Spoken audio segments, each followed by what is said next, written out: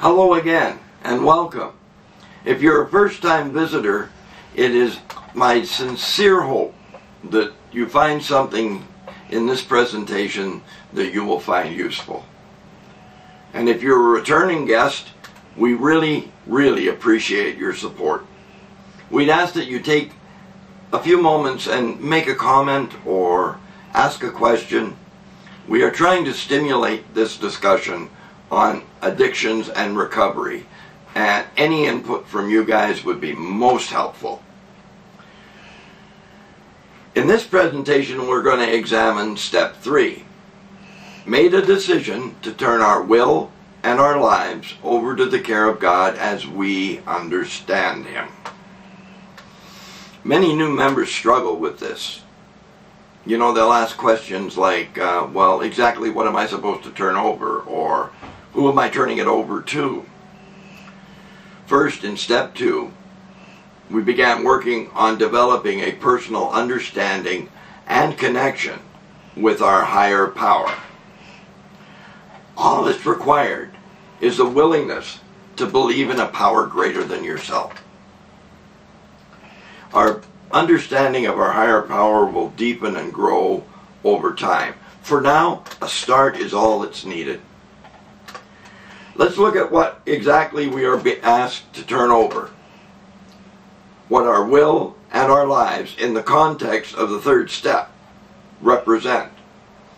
Our will is our belief system and our values in relation to the world around us. Every single action we take is based upon what we believe to be true, or we examine it in relation to our value system. Our lives are a series of actions based upon what we believe to be true, along with what we value.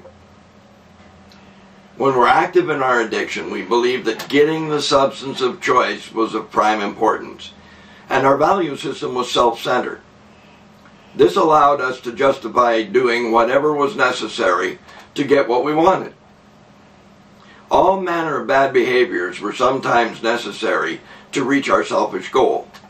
In our hearts, we knew we were harming others, but we were desperate. We needed to satisfy that need. This sometimes led to guilt, to shame, remorse, and we could either ignore it or escape from it by using our drug of choice, and that just creates a vicious circle. In step 3, we're asked to make drastic changes to our very nature.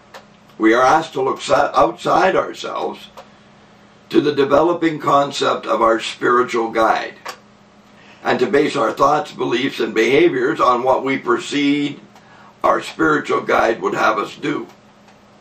So in essence, we're being asked to turn our beliefs and our values, our will, and our behaviors based upon them, our lives, over to our spiritual guide, or higher power. You may be thinking that in doing this you're going to lose your sense of self.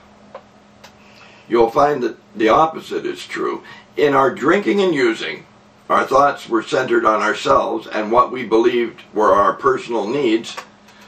The effect of this was to cut us off from the world and from the people around us. When we work step 3 and look outside ourselves for guidance, we reconnect with the world. We come to discover that our higher power works through those we come in contact with.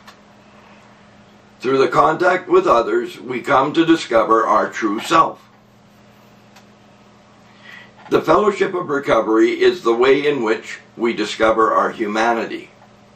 By working with others in recovery toward the common goal of sobriety, we discover the parts of us that had been laying dormant for all our drinking and using years. This step allows us to relax and let go. We no longer need to attempt to manipulate the world around us in order to get what we want. When we turn control over to our higher power, our lives change for the better. When we don't have to worry about driving the bus, we can relax and enjoy the ride. Together with our fellow addicts, alcoholics, we trudge the road to happy destiny. And trudge simply means to walk with purpose. So until our next meeting, may you trudge hand in hand with your higher power.